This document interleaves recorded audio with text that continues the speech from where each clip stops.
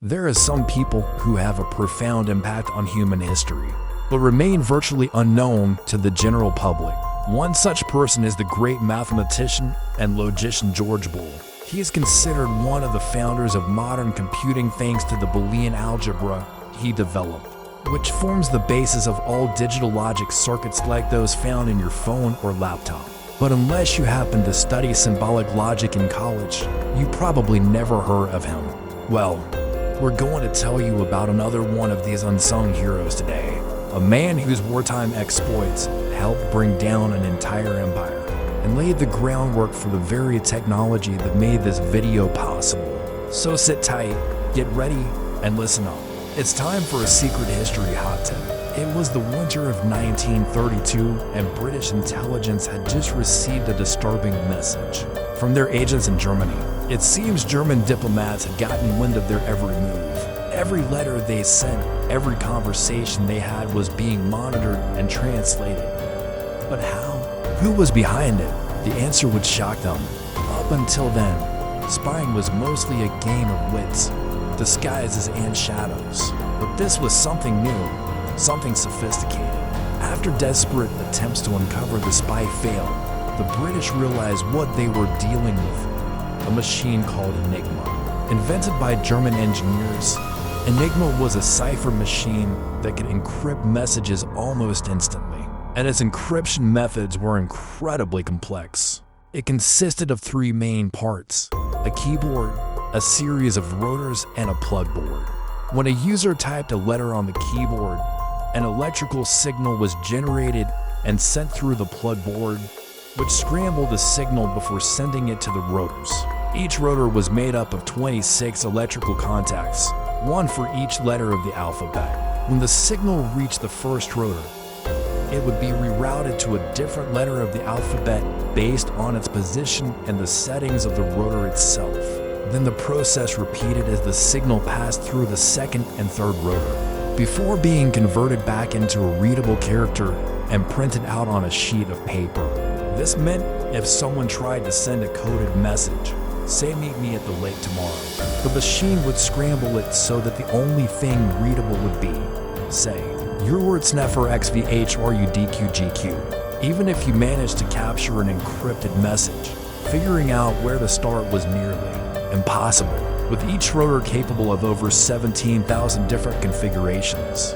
The chances of correctly guessing the settings would be about 1 in 26 million.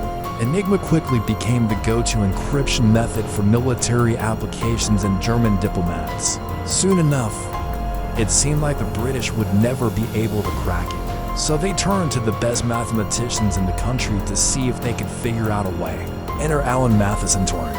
Like many young Brits, Turing loved to play with puzzles. As a child, he assembled and disassembled clocks to see how they worked. Later, he would enroll in Cambridge University to study mathematics. By the time he was 25, he had already written several groundbreaking papers on the subject. But now, he needed a new challenge. When Turing heard about the Enigma machine, he saw an opportunity. If successful, his work could turn the tide of the war.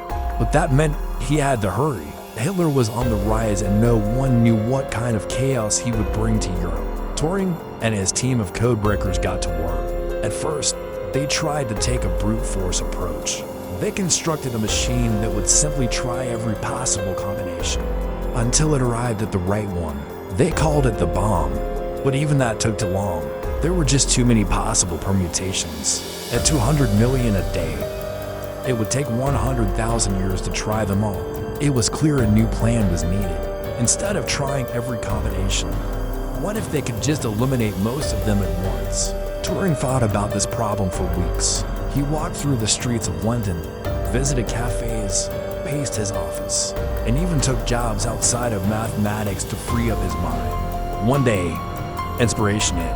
If there was a flaw in the machine, perhaps he could build another machine that exploited it.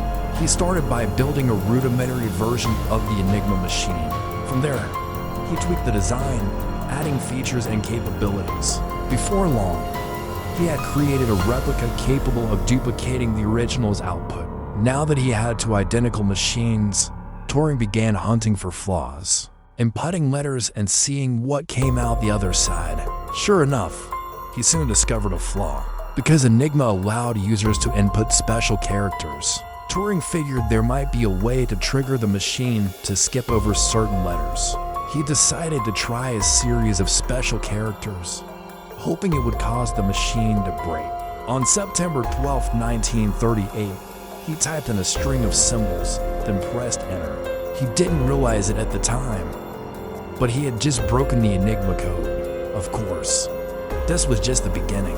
Turing and his team went on to make many other improvements, creating a machine that could run through possible codes at 200 million combinations per day, testing a total of 1.8 trillion possible configurations in less than 6 hours. With that, they finally had a shot at uncovering the enemy's secrets.